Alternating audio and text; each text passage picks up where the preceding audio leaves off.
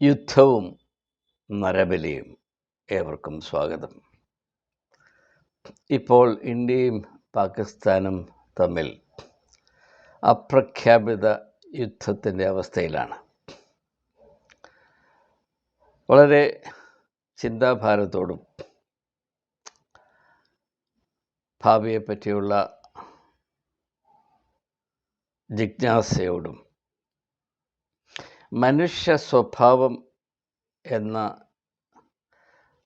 ഒരുപക്ഷെ മനുഷ്യബുദ്ധിയെ അതിജീവിക്കുന്ന പ്രതിഭാസത്തെപ്പറ്റിയുള്ള അന്ധാളിപ്പും ഉൾക്കൊണ്ടാണ് ഞാൻ ചില വാക്കുകൾ എന്നെ സ്നേഹിക്കുന്ന നിങ്ങൾ ഏവരോടും പങ്കിടുവാൻ ഇപ്പോൾ തത്രപ്പെടുന്നു.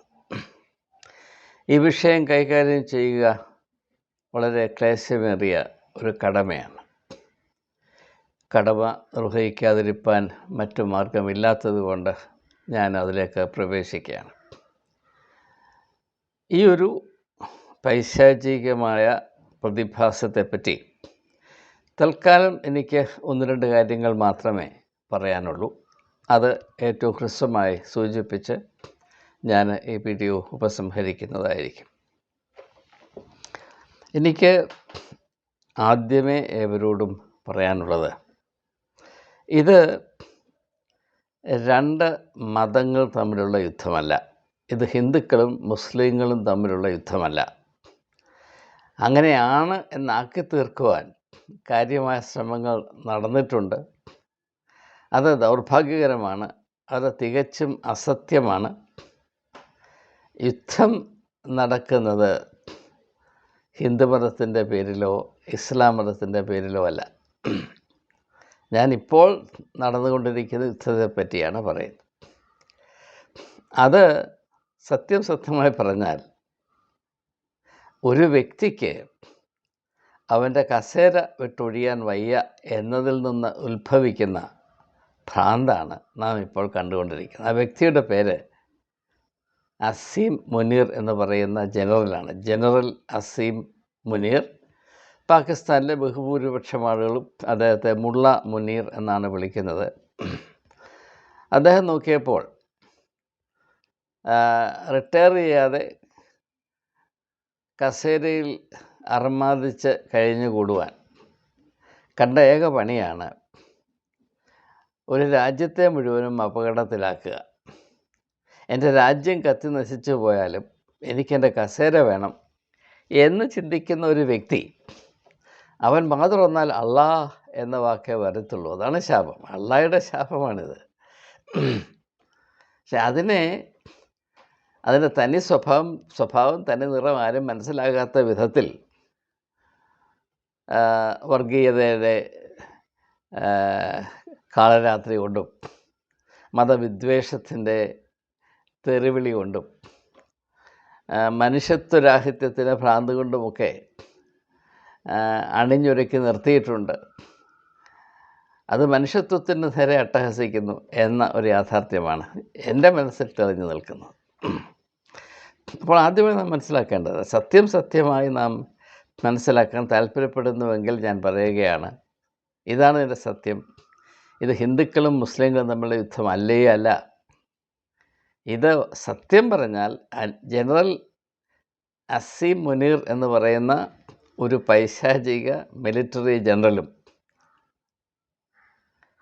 അവൻ്റെ തന്നെ രാജ്യത്തിലെ ഹതഭാഗ്യരായ 25 കോടി ജനങ്ങളും തമ്മിലുള്ള യുദ്ധമാണിത്. ഭാരതം അതിലേക്ക് വലിച്ചിഴയ്ക്കപ്പെടുന്നു. കാരണം അതല്ലാതെ മറ്റൊരു മാർഗവും ജനറൽ അസീം മുനീറിൻ്റെ മനസ്സിലില്ല എന്നതാണ് ഇതിൻ്റെ യാഥാർത്ഥ്യം. ഈ സമയത്ത് സത്യം പറയുന്നത് നല്ലതാണോ അല്ലയോ എന്നതിനെപ്പറ്റി വിവാദമുണ്ടാകാം. എങ്കിലും ഞാൻ പറഞ്ഞുകൊള്ളട്ടെ. അപ്പോൾ ആദ്യമായി നാം മനസ്സിലാക്കുക, ഇത് ഹിന്ദുക്കളും മുസ്ലിങ്ങളും തമ്മിലുള്ള യുദ്ധമല്ല. അങ്ങനെ ആക്കി തീർക്കുന്നതിന് വേണ്ടിയാണ് പാകിസ്ഥാനിൽ നിന്ന് പ്രേരണ ലഭിച്ച പാകിസ്ഥാൻ സഹായത്തോടുകൂടെ കഴിഞ്ഞ മാസം 22-ാം തീയതി പഹൽഗാമിൽ വന്ന് നടത്തിയ ആ വലിയ, ഒരിക്കലും മാപ്പ് അർഹിക്കാത്ത അക്രൂര കൃത്യം 26 വ്യക്തികളുടെ ജീവൻ ഒടുക്കിയ ആ ഒരു അവസ്ഥ. അവിടെ നീ ഹിന്ദുവാണോ എന്ന് ചോദിച്ച് വെടിവെക്കുകയും നീ പോയി നിൻ്റെ പ്രധാനമന്ത്രി മോദിയോട് പറ എന്ന് പറയുകയും ചെയ്ത് കൊല്ലുന്നതിനേക്കാൾ കൂടുതൽ പ്രകോപനത്തിന് പ്രാധാന്യം കൊടുത്ത് ആ ഒരു സംഭവം ആവിഷ്കരിക്കാൻ കാരണം ഇത് ഒരു ഹിന്ദു മുസ്ലിം യുദ്ധമാണ് എന്ന് വല്ലവിധേനയും വരുത്തി തീർക്കുവാനുള്ള മനഃപൂർവ്വമായ ശ്രമത്തിലാണ് എന്ന് തിരിച്ചറിയുവാനുള്ള പക്വത ഭാരതത്തിലെ ജനങ്ങളിൽ നിന്ന് ഞാൻ പ്രതീക്ഷിക്കുന്നു. എന്നാൽ പാകിസ്ഥാനിൽ അത് എത്രമാത്രം ലഭ്യമാകും എന്നതിനെപ്പറ്റി എനിക്ക് അറിഞ്ഞുകൂടാ. ഒട്ടും ലഭ്യമല്ല എന്ന് പറയുവാൻ ഞാൻ ആളല്ല. അത്രമാത്രമുള്ള പരിചയം പാകിസ്ഥാൻ്റെ ഭൂമിയിൽ എനിക്കില്ല. ഗ്രൗണ്ട് റിയാലിറ്റിയുമായിട്ടൊക്കെ അത്ര ബന്ധമില്ല എന്നതുകൊണ്ട് ഞാൻ ആ കാര്യത്തിൽ ഉറപ്പ് പറയുന്നില്ല. എന്നാൽ ഭാരതത്തിൽ നിന്ന് ഞാനത് പ്രതീക്ഷിക്കുന്നു. എൻ്റെ സഹോദരങ്ങളിൽ നിന്ന് ഞാൻ പ്രതീക്ഷിക്കുന്നു. അതുകൊണ്ടാണ് ഞാനത് പറയുവാൻ താല്പര്യപ്പെടുന്നത്. രണ്ടാമതായിട്ട് എനിക്ക് പറയാനുള്ളത്, ഇത് ഭാരതവും പാകിസ്ഥാനും തമ്മിലുള്ള യുദ്ധമല്ല. ഞാൻ മുമ്പ് സൂചിപ്പിച്ചതുപോലെ ഇത് ജനറൽ അസീം മുനീറും പാകിസ്ഥാനും തമ്മിലുള്ള യുദ്ധമാണ്. അതിൽ ഭാരതത്തെ വലിച്ചിഴയ്ക്കുന്നു എന്നത് മാത്രം. ഈ യുദ്ധം ആരംഭിച്ചിട്ട് നാളേറെയായി. ജനറൽ അസീം മുനീറും പാകിസ്ഥാനിലെ പാവപ്പെട്ട ജനങ്ങളും തമ്മിലുള്ള യുദ്ധം ആരംഭിച്ചിട്ട് നാളേറെയായി. അതിൻ്റെ ഉത്തമ ഉദാഹരണമാണ് പാകിസ്ഥാനിലെ ഏറ്റവും ജനപ്രീതി ആർജിച്ച രാഷ്ട്രീയ നേതാവായ ഇമ്രാൻ ഖാൻ്റെ അവസ്ഥ. ഇമ്രാൻ ഖാൻ്റെ അവസ്ഥയാണ് പാകിസ്ഥാനിലെ ജനതയുടെ അവസ്ഥ. പാകിസ്ഥാൻ്റെ ജനപ്രതിനിധി ആരാണെന്ന് ചോദിച്ചാൽ ഇമ്രാൻ ഖാൻ മാത്രമാണ്. 90% പാകിസ്ഥാനികളും അദ്ദേഹത്തെയാണ് പിന്തുണയ്ക്കുന്നത്. അതുകൊണ്ടാണ് അദ്ദേഹം അടിയാള ജയിലിൽ കിടന്ന് പട്ടുപോകുന്നത്. എന്തിനു വേണ്ടിയാണ്? ജനറൽ അസീം മുനീറിനും അദ്ദേഹത്തോട് സഹകരിക്കുന്ന രാഷ്ട്രീയക്കാർക്കും പാകിസ്ഥാനെ മുച്ചൂട് നശിപ്പിക്കാനുള്ള തിട്ടൂരം ലഭിക്കുന്നതിന് വേണ്ടി നടത്തുന്ന മാമാങ്കമാണിത്. പാകിസ്ഥാൻ്റെ രാഷ്ട്രീയത്തെക്കാൾ അസഭ്യമായൊരു രാഷ്ട്രീയം ഈ ഭൂമിയുടെ പരപ്പിലുണ്ടോ എന്ന് സംശയിക്കേണ്ട കാര്യമൊന്നുമില്ല. ഇല്ല എന്ന് തന്നെ പറയേണ്ടി വരും. അപ്പോൾ ഇത് ഭാരതവും പാകിസ്ഥാനും തമ്മിലുള്ള യുദ്ധമല്ല. അങ്ങനെ ഒരു പ്രതീതി വരുത്തി വെക്കുന്നതിൽ നന്നേ വിജയിക്കുന്നുണ്ട്. ഇത് അസീം മുനീറും പാകിസ്ഥാനിലെ പാവപ്പെട്ട ഹതഭാഗ്യരായ 25 കോടി ജനങ്ങളും തമ്മിലുള്ള യുദ്ധമാണ്. ഈ യുദ്ധത്തിൽ പാകിസ്ഥാനിലെ ജനം വിജയിക്കട്ടെ എന്ന് ഞാൻ ആത്മാർത്ഥമായിട്ട് ആഗ്രഹിക്കുന്നു. അതുകൊണ്ടാണ് ഇത് സംബന്ധിച്ച് ഞാൻ ചെയ്ത കഴിഞ്ഞ 2 വീഡിയോകളിലും ജനറൽ അസീം മുനീറിനെ സ്ഥാനഭ്രഷ്ടനാക്കാതെ ഈ പ്രശ്നത്തിന് പരിഹാരമുണ്ടാകുകയില്ല എന്നും ഭാരതം ഇതിൽ മനസ്സോടെ ഇടപെടുമ്പോൾ അല്ലെങ്കിൽ ഇടപെടുവാൻ നിർബന്ധിക്കപ്പെടുമ്പോൾ ഇങ്ങോട്ട് കടന്നു കയറി ആക്രമിച്ച് ഭാരതത്തെ ഇതിലേക്ക് വലിച്ചിഴച്ച് ഇതിൻ്റെ ഒരു ഭാഗമാക്കി പാകിസ്ഥാനിലെ ജനങ്ങളുടെ ബുദ്ധി നശിച്ചു പോകത്തക്കവണ്ണം മസ്തിഷ്ക പ്രക്ഷാളനം നടത്തുന്നതിനുള്ള ശ്രമം നടക്കുമ്പോൾ ഇതിനെപ്പറ്റിയുള്ള യഥാർത്ഥ സത്യം വിളിച്ചു പറയുക ഒരു അടിസ്ഥാന കടമയായതുകൊണ്ട് ഞാൻ നിർവഹിക്കുകയാണ്. ഇനിയും മൂന്നാമതായിട്ട് എനിക്ക് പറയാനുള്ളത്, പാകിസ്ഥാനെ സംബന്ധിച്ചിടത്തോളം ഒരു യുദ്ധം നടത്തുവാനുള്ള യാതൊരു സാഹചര്യവുമില്ലാത്തൊരു രാജ്യമാണ് പാകിസ്ഥാൻ. അവിടുത്തെ ആളുകൾ കൊടും പട്ടിണിയിലാണ്. Pakistan is a failed state. നമുക്ക് എവർക്കും അറിയാം, ആധുനിക യുദ്ധം പണത്തിൻ്റെ യുദ്ധമാണ്. ഇറ്റ്സ് ഇക്കണോമിക് വാർഫെയറാണ്. ഒരു ഉദാഹരണം പറഞ്ഞാൽ, യുക്രൈന് ഒന്ന് പിടിച്ചു നിൽക്കാനായിട്ട് ഒരു വർഷം വേണ്ടത് ഏറ്റവും കുറഞ്ഞത് $60 അല്ലെങ്കിൽ $70 ബില്യൺ ആണ് മിനിമം. പടക്കോപ്പ് മാത്രം പട്ടാക്കാസ് വാങ്ങിക്കാൻ വേണ്ടി മാത്രം. അപ്പോൾ അതുപോലെ സാമ്പത്തിക ശേഷി. ഇപ്പോൾ പാകിസ്ഥാൻ്റെ അവസ്ഥ എന്താണ്? IMFൽ നിന്ന് $6 ബില്യൺ കിട്ടാനായിട്ട് കാല് പിടിച്ച് നിൽക്കുകയാണ്. വേൾഡ് ബാങ്കിൽ നിന്ന് $2 ബില്യൺ കിട്ടാനായിട്ട് ആരുടെയും കാല് പിടിക്കാനായിട്ട് നിൽക്കുന്ന അവസ്ഥയിലാണ്. സൗദി അറേബ്യയിൽ നിന്ന് $25 ബില്യൺ കൊണ്ടുവരുമെന്നൊക്കെ അസീം മുനീർ പറഞ്ഞ് മറത്ത് നെഞ്ചത്തടിച്ച് പറഞ്ഞ് ഞാൻ കൊണ്ടുവരുമെന്നൊക്കെ പറഞ്ഞ് ഒരു ചുക്കും കൊണ്ടുവന്നില്ല. പാകിസ്ഥാൻ്റെ അവസ്ഥ വളരെ വളരെ പരിതാപകരമാണ്. ഭാരതത്തോട് യുദ്ധം ചെയ്യുവാനുള്ള യാതൊരു സാഹചര്യവും പാകിസ്ഥാനില്ല. പിന്നെ കഴിഞ്ഞ എത്രയോ ദശകങ്ങളായി പാകിസ്ഥാനെ വിഴുങ്ങിക്കൊണ്ടിരുന്ന അവിടുത്തെ പട്ടാളമാണ്, ആർമിയാണ് എന്നതുകൊണ്ട് അവർക്കിഷ്ടം പോലെ പടക്കമുണ്ട്, അത് മറ്റൊരു കാര്യമാണ്. പക്ഷേ ആധുനിക യുഗത്തിൽ യുദ്ധം ജയിക്കാൻ പടക്കോപ്പ് പോരാ എന്നത് ആർക്കും അറിയാവുന്നൊരു യാഥാർത്ഥ്യമാണ്. അതുകൊണ്ട് ഈ യുദ്ധം അധികനാൾ നീണ്ടു നിൽക്കുമെന്ന് ഞാൻ കരുതുന്നില്ല.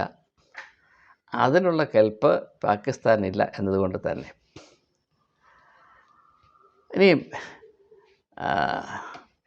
നാലാമതായിട്ട് എനിക്ക് പറയാനുള്ളത്, രണ്ട് രാജ്യങ്ങൾ തമ്മിൽ യുദ്ധം ആരംഭിച്ചു കഴിഞ്ഞാൽ പിന്നെ നാം ഒരിക്കലും പ്രതീക്ഷിക്കരുതാത്ത ഒരു കാര്യമുണ്ട്. അതിൻ്റെ പേര് സത്യമെന്നാണ്. കാരണം എവിടെയൊക്കെ അക്രമം മനുഷ്യബന്ധങ്ങളെ നിയന്ത്രിക്കുന്നു അവിടെയൊന്നും സത്യത്തിന് യാതൊരു സ്ഥാനവും ഉണ്ടാകുകയില്ല. അസത്യം അക്രമത്തിൻ്റെ മാതാവാണ്.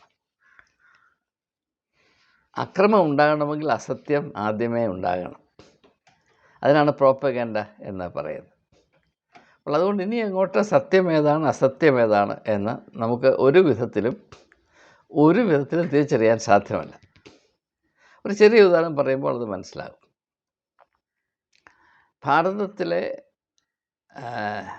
ഭാരതത്തിൻ്റെ വിമാനം കഴിഞ്ഞ ദിവസം നടത്തിയ ടെററിസ്റ്റ് കേന്ദ്രങ്ങൾ കേന്ദ്രീകൃതമായി നടത്തിയ 9 ഇടങ്ങളിൽ നടത്തിയ അക്രമത്തിൽ ഭാരതത്തിലെ വിമാനം പാകിസ്ഥാൻ്റെ അതിർത്തി കടന്ന് അങ്ങോട്ട് ചെന്ന് ആക്രമിച്ചോ ഇല്ലയോ? അങ്ങനെ ആക്രമിച്ചപ്പോൾ ഭാരതത്തിലെ എത്ര വിമാനം വെച്ച് വീഴ്ത്തി? ഇതിനെപ്പറ്റി കുറഞ്ഞത് 7-8 വേർഷൻസ് ഞാൻ കേട്ടിട്ടുണ്ട്. ഭാരതത്തിൻ്റെ 5 വിമാനവും 1 ഡ്രോണും വെടിവെച്ചിട്ടു എന്ന ഒരു റിപ്പോർട്ട്. അല്ല, ഭാരതത്തിൻ്റെ 4 വിമാനവും 1 ഡ്രോണും, അപ്പോൾ ടോട്ടൽ 5. അല്ല, ഭാരതത്തിൻ്റെ 3 വിമാനവും 1 ഡ്രോണും. അല്ല, ഭാരതത്തിൻ്റെ 2 വിമാനം. ഇതിനപ്പുറത്ത് ഭാരതം ഉപയോഗിച്ച മിസൈലുകൾ ദൂരെ നിന്ന് ഏത് ടാർഗറ്റിനെയാണ് ആക്രമിക്കേണ്ടത് അതിനെ നശിപ്പിക്കാൻ കഴിവുള്ളതാണ്. അതുകൊണ്ട് അങ്ങോട്ട് പോയി ഭാരതത്തിൻ്റെ അതിർത്തി കടന്ന് അങ്ങോട്ട് ചെന്ന് ആക്രമിക്കേണ്ട കാര്യമൊന്നുമില്ല, ഇവിടെ നിന്ന് ആക്രമിക്കാവുന്നതാണ്. അതുകൊണ്ട് ഒരു വിമാനവും വെടിവെച്ച് വീഴ്ത്തപ്പെട്ടില്ല, നമുക്കൊരു വിമാനവും നഷ്ടപ്പെട്ടു പോയിട്ടില്ല എന്നത് മറ്റൊരു റിപ്പോർട്ട്. അല്ല, വെടികൊണ്ട വിമാനം 2 വിമാനങ്ങൾ തകർന്ന് ഭാരതത്തിൻ്റെ ഇന്ന സ്ഥലത്ത് വീണു എന്ന് വേറൊരു റിപ്പോർട്ട്. നമ്മൾ ഏതാണ് വിശ്വസിക്കേണ്ടത്? ഒരു കാര്യം മാത്രം വിശ്വസിച്ചാൽ മതി, ഒന്നും വിശ്വസിക്കരുത്. അത് മാത്രമാണ് ഇതിനകത്തെ സത്യം. അപ്പോൾ അതുപോലെ ഓരോ അംശത്തിലും ഇന്നലെ ഈ ന്യൂസ് കണ്ടുകൊണ്ടിരുന്നപ്പോൾ എൻ്റെ ഭാര്യ എന്നോട് ചോദിച്ചൊരു ചോദ്യമുണ്ട്. എന്തുകൊണ്ടാണ് അതിർത്തിയുടെ ഇപ്പുറത്ത് മരിക്കുന്ന ആളുകൾ നിഷ്കളങ്കരും അപ്പുറത്ത് മരിക്കുന്നവർ എല്ലാവരും കുറ്റവാളികളുമാകുന്നത്? അപ്പോൾ ന്യൂസ് ചാനൽസ് റിപ്പോർട്ട് ചെയ്യുന്നത് പാകിസ്ഥാൻ്റെ ആക്രമണം മൂലം നിർദോഷികളായ 36 ഇന്ത്യക്കാർ മരിച്ചിരിക്കുന്നു. എന്നാൽ അപ്പുറത്തെ ആളുകൾ മരിക്കുമ്പോൾ അവർ നിർദോഷികളല്ല, മരിക്കുന്നവർ മുഴുവനും ടെററിസ്റ്റാണ് എന്നെങ്ങനെ വിശ്വസിക്കാൻ കഴിയും? ഞാൻ ഉത്തരവൊന്നും പറഞ്ഞില്ല, ഞാൻ ഉള്ളിൽ ചിരിച്ചു, അത്രമാത്രം. ഞാൻ പറഞ്ഞു വന്നത്, സത്യം പറയുവാനുള്ള മനുഷ്യൻ്റെ അവകാശത്തെ ധ്വംസിക്കുന്ന ഒരവസ്ഥയാണ് യുദ്ധം. അതുകൊണ്ട് തന്നെ അത് പൈശാചികമാണ് എന്ന് നാം തിരിച്ചറിയണം.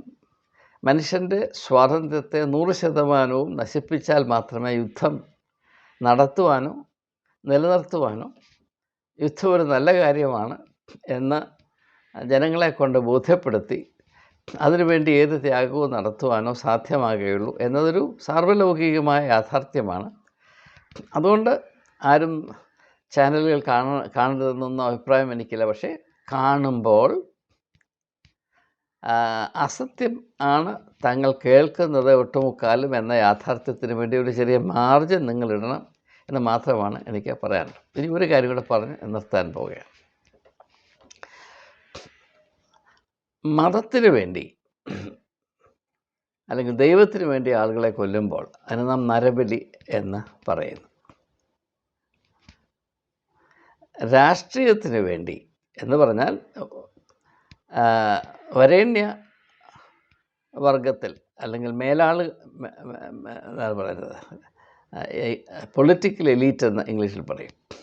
രാഷ്ട്രീയ വരേണ്യ വർഗത്തിന് താല്പര്യത്തിന് വേണ്ടി ആയിരക്കണക്കിന് പതിനായിരക്കണക്കിന് ആളുകളുടെ ജീവൻ ഒടുക്കുന്നത് യുദ്ധമെന്ന് നമ്മൾ പറയും. ഇത് രണ്ടും ഒന്നാണ്. യുദ്ധം ഒരു നരബലിയാണ്. അത് തന്നെയാണ്, യാതൊരു സംശയവുമില്ല. നിങ്ങൾ ഒരു യുദ്ധത്തിലും പണക്കാരുടെ മക്കളോ രാഷ്ട്രീയ സ്വാധീനമുള്ള മക്കളോ മരിക്കുന്നതായി നിങ്ങൾ കാണുന്നില്ല. അതിനല്പം ഒരു വ്യത്യാസം വന്നത് ഈ അടുത്ത കാലത്ത് ഇസ്രയേൽ മുഖാന്തരമാണ്. അവരാദ്യം ടാർഗറ്റ് ചെയ്തത് നേതാക്കന്മാരെയാണ്. അത് മാറ്റിവച്ചാൽ മനുഷ്യരാശിയുടെ ചരിത്രത്തിൽ യുദ്ധം മൂലം മരിച്ചു പോകുന്നത് പാവപ്പെട്ടവരുടെ സന്തതികൾ തന്നെയാണ്. അതിലെനിക്ക് ദുഃഖമുണ്ട് എന്ന് പറയാതിരിക്കാൻ ഒരു നിവൃത്തിയുമില്ല. എന്നാൽ ഇവിടെ മറ്റൊരു കാര്യം കൂടെ സൂചിപ്പിച്ചു കൊള്ളട്ടെ, ഇതിനോട് ബന്ധമുള്ളത് കൊണ്ട്. യുദ്ധം ആരംഭിച്ചു കഴിഞ്ഞാൽ, ആളുകൾ മരിച്ചു തുടങ്ങിക്കഴിഞ്ഞാൽ പിന്നെ ആളുകളല്ല മരിക്കുന്നത്, അക്കങ്ങൾ മാത്രമാണ്. യുദ്ധം മനുഷ്യനോട് ചെയ്യുന്ന അനീതിയുടെ ഒരു അളവുകോൽ ആളുകളെ അക്കങ്ങളാക്കി ചുരുക്കുന്നു എന്നതാണ്. ഒരു ചെറിയ ഉദാഹരണം പറയുമ്പോൾ അത് മനസ്സിലാകും.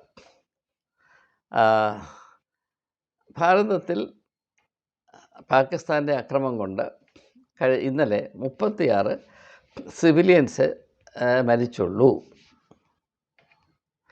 എന്ന് പറയുമ്പോൾ സാരമില്ല നമുക്ക് തോന്നും. അതേസമയം 3000 സിവിലിയൻസ് മരിച്ചു എന്ന് പറയുമ്പോൾ ഒയ്യോ എന്ന് നമുക്ക് തോന്നും. അല്ലെങ്കിൽ ഭാരതം അങ്ങോട്ട് ഉള്ള അക്രമത്തിൽ 70 ഭീകരരെ കൊന്നു, അത് പോരാ എന്നൊരു തോന്നൽ നമുക്കുണ്ടാകും. 7000 കൊന്നു എന്ന് പറയുമ്പോൾ ഒരാശ്വാസം. ഈ 7000 കൊന്നതുകൊണ്ട് നമ്മുടെ പ്രശ്നം അവസാനിച്ചില്ലോ എന്നൊന്നും ആർക്കും അറിഞ്ഞുകൂടാ. പക്ഷേ ഞാൻ പറഞ്ഞത്, യുദ്ധത്തിൻ്റെ കണ്ണിൽ കൂടെ നാം നോക്കുമ്പോൾ മനുഷ്യർക്കല്ല പ്രാധാന്യം, അക്കത്തിനാണ്. It's a number that matters. എന്നാൽ ഇത് വളരെ പ്രധാനപ്പെട്ട ഒരാത്മീയമായ ആശയമാണ്. അത് പറയാതിരിക്കാൻ നിവൃത്തിയില്ല. നമ്മൾ മനുഷ്യത്വത്തിൻ്റെ കണ്ണിൽ കൂടെ നോക്കുമ്പോൾ അക്കത്തിനല്ല, വ്യക്തികൾക്കാണ് പ്രാധാന്യം. പാകിസ്ഥാൻ്റെ അക്രമത്തിൽ 36 പേര് മരിച്ചോ 3000 പേര് മരിച്ചോ എന്നത് ഒരു വിഷയം തന്നെയാണ്. പക്ഷേ ഏത് ഭവനത്തിലാണ് ഒരു മരണം സംഭവിച്ചത് പാകിസ്ഥാൻ്റെ അക്രമത്തിൽ കൂടെ, ആ ഭവനത്തെ സംബന്ധിച്ചിടത്തോളം 36 പേരാണോ മരിച്ചത് 3000 പേരാണോ മരിച്ചത് തമ്മിൽ വ്യത്യാസമൊന്നുമില്ല. അവരെ സംബന്ധിച്ചിടത്തോളം അവർക്കുണ്ടായിരുന്നത് പോയി. അതാണ് ഇന്നത്തെ യാഥാർത്ഥ്യം. ഇത് കാണാനുള്ള കണ്ണ് ആർക്കും ഉണ്ടാവില്ല. ഇത് കണ്ടാൽ തന്നെ കണ്ടു എന്ന് പറയാനുള്ള സ്വാതന്ത്ര്യവും ആർക്കും ഉണ്ടാകുകയില്ല എന്നത് നാം തിരിച്ചറിയണം.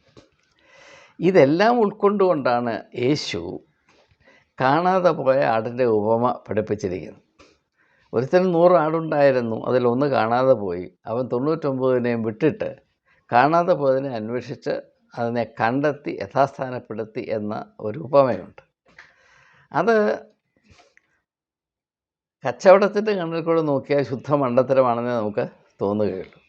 പക്ഷെ മനുഷ്യത്വത്തിൻ്റെ കണ്ണിൽ കൂടെ നോക്കുമ്പോൾ അത് മാത്രമാണ് ബുദ്ധി, അതിൽ മാത്രമാണ് നീതി, അതിൽ മാത്രമാണ് മനുഷ്യത്വം എന്ന് നമുക്ക് മനസ്സിലാക്കാൻ സാധിക്കും.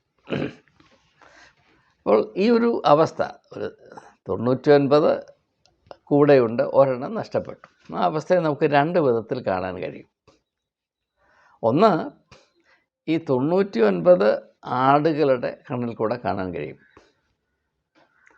അല്ലെങ്കിൽ ഈ 99 ആടുകളുടെ ഉടമയായിട്ടുള്ള മനുഷ്യൻ്റെ, ആട്ടിടേൻ്റെ അല്ല, ഉടമ ആട്ടിടയൻ ഉടമകൾക്ക് വേണ്ടിയാണ് ജോലി ചെയ്യുന്നത്, അവൻ്റേതല്ല ആട്. അത് ഉടമയുടെ കണ്ണിൽ കൂടെ നോക്കുമ്പോൾ ഈ ആട്ടിടയൻ ചെയ്തത് വലിയ മണ്ടത്തരമാണ്, അവനെ അടിച്ചോടിക്കണം എന്നേ പറയത്തുള്ളൂ. എന്നാൽ നഷ്ടപ്പെട്ടു പോയി മുൾപ്പടപ്പിൽ പെട്ടുകിടക്കുന്ന ആടിൻ്റെ കണ്ണിൽ കൂടെ നോക്കുമ്പോൾ ഈ ഇടയൻ ചെയ്തത് മാത്രമാണ് സത്യസന്ധവും നീതിയുക്തവുമായ പ്രതികരണം, തീരുമാനം, എടുത്ത നിലപാട് എന്നത് വ്യക്തമാണ്. അതുകൊണ്ട് നാം മനസ്സിലാക്കേണ്ട ഒരു യാഥാർത്ഥ്യം, ഇങ്ങനെയുള്ള സാഹചര്യങ്ങളെ നാം ഏത് കണ്ണിൽ കൂടെയാണ് കാണേണ്ടത്, ആരുടെ കണ്ണിൽ കൂടെയാണ് കാണേണ്ടത്? ഈ തരുണത്തിൽ ആർക്കും താല്പര്യമില്ലാത്ത ഒരു വ്യക്തിയെ ഞാൻ പരാമർശിക്കാൻ പോവുകയാണ്. സ്റ്റാലിൻ എന്നാണ് അദ്ദേഹത്തിൻ്റെ പേര്. അദ്ദേഹം റഷ്യയുടെ ഒരു നേതാവായിരുന്നു, നമുക്കറിയാം. അദ്ദേഹം പറഞ്ഞൊരു കാര്യമുണ്ട്. അദ്ദേഹം പറഞ്ഞത്,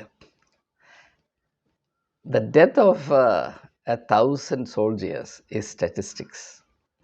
the death of 1 man is tragedy എന്ന് പറയും. 1000 പട്ടാളക്കാർ മരിച്ചാൽ അതൊരു വെറും കണക്ക് മാത്രമാണ്. പക്ഷേ ഒരു വ്യക്തി മരിച്ചാൽ അതൊരു വലിയ ദുരന്ത കഥയാണ്, ഒരു ട്രാജഡിയാണ്. അതിന് വലിയ അർത്ഥമുണ്ട്. ആ ദുരന്തങ്ങളെ, വ്യക്തികളുടെ ട്രാജഡികളെ നമുക്ക് തിരിച്ചറിയാൻ കഴിയണം. അതിൻ്റെ പേരാണ് മനുഷ്യത്വം എന്നുള്ളത്. പക്ഷേ ആ മനുഷ്യത്വത്തിൻ്റെ കണ്ണ് 100% കെട്ടി അടച്ചു വെക്കുന്നൊരവസ്ഥയിലേക്ക് യുദ്ധം മൂലം നാം പ്രവേശിക്കാതിരിക്കുക, അത് നാം നമ്മോട് കാണിക്കുന്ന മര്യാദയാണ്. ഈ തികച്ചും അനാവശ്യമായ സംഭവ വികാസത്തിൽ കൂടെ ഞാൻ ആദ്യമേ സൂചിപ്പിച്ചതുപോലെ ഒരേ ഒരു വ്യക്തിയുടെ കസേര കൊതിയിൽ നിന്നുത്ഭവിക്കുന്ന ഈ ശാപത്തിൽ കൂടെ ഇതുവരെ വന്നിട്ടുള്ളതും ഇനിയും വരാനിരിക്കുന്നതുമായ മനുഷ്യ ദുരന്തങ്ങൾ അനവധിയാണ്. അതാർക്ക് സംഭവിച്ചാലും, അപ്പുറത്ത് സംഭവിച്ചാലും ഇപ്പുറത്ത് സംഭവിച്ചാലും, അത് സഹജീവികൾക്ക് വരുന്ന ദുരന്തമാണ്, ശാപമാണ്, വേദനയാണ് എന്ന് തിരിച്ചറിയുവാനുള്ള വിശാലത നമുക്കുണ്ടാകണം. പക്ഷേ എന്ന് ഞാൻ പറയുമ്പോൾ ഞാൻ ദേശദ്രോഹിയാണ് എന്നൊക്കെ ചിത്രീകരിക്കാനുള്ള എല്ലാ സാധ്യതയുമുണ്ട്.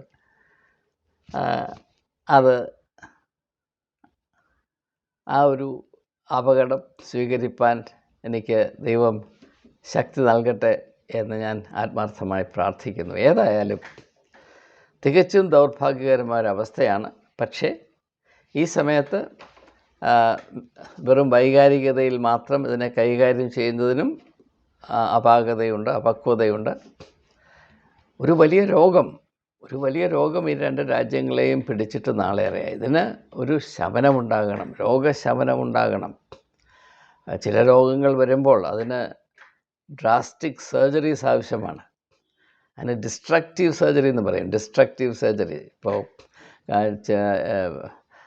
ഡയബറ്റീസ് വന്ന് കാല് ഗാംഗ്രീൻ പിടിച്ചാൽ ആ കാല് മുറിച്ച് കളയും, ആംപ്യൂട്ടേഷൻ എന്ന് പറയും.